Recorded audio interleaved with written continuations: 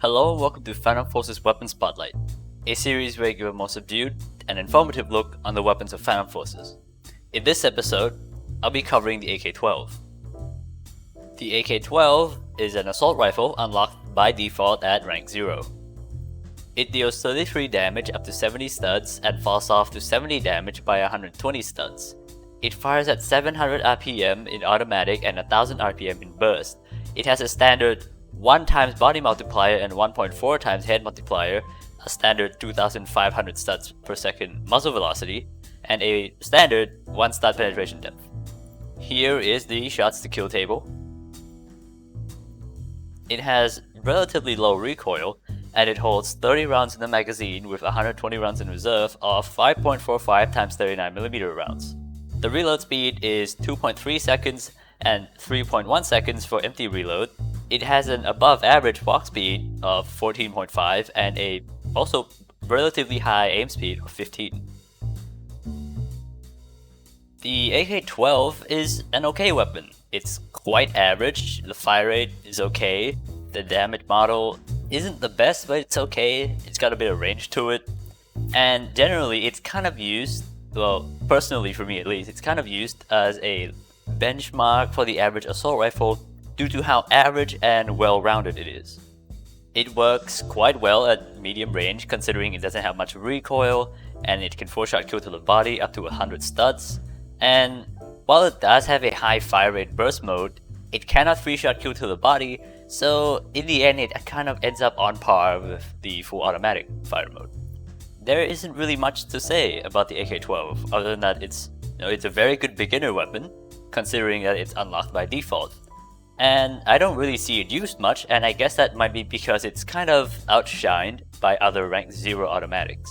The M4A1 has a faster fire rate, reload speed, and it excels at close range, while the Colt LMG is pretty much a straight upgrade. So the AK-12 is kind of left in this weird position where it's not very attractive to use compared to its alternatives, despite being a very solid weapon. The 5.56 conversion turns the AK-12 into an assault rifle that can excel at close range at the cost of its medium to long range performance.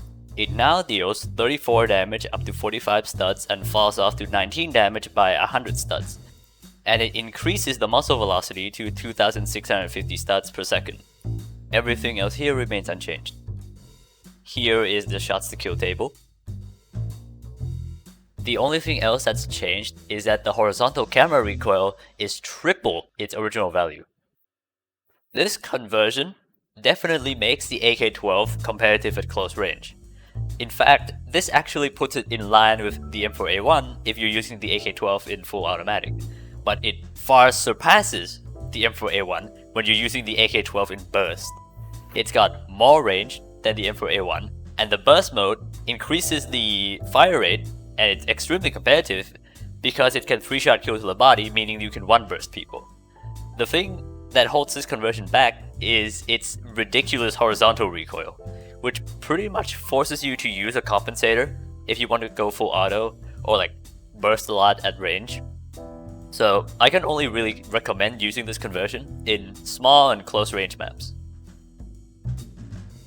The bars barrel increases your head multiplier, increases your muzzle velocity, increases your fall off range, and sort of makes your recoil better, ? But it disables the full automatic fire mode, it lowers your initial range, and it lowers your minimum damage. Now I'm going to have to be honest here, I've never actually used the bars barrel in a real match, but it's a very interesting attachment. It forces you to use the burst fire mode, but the benefit is that it virtually eliminates all recoil.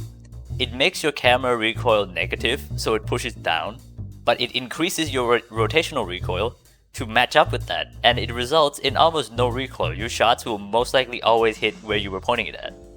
The barrel makes the AK-12 very good at medium to long ranges, but the big thing is, it still can't 1-burst people, so in the end it's still sort of on par with an automatic AK-12 without the bars barrel. With the 5.56 conversion, it could 1-burst people, but the range is reduced so much that you're better off not using it. Still though, if you're interested, you should give it a try, it's a very cool barrel attachment. A small special mention to the retract stock.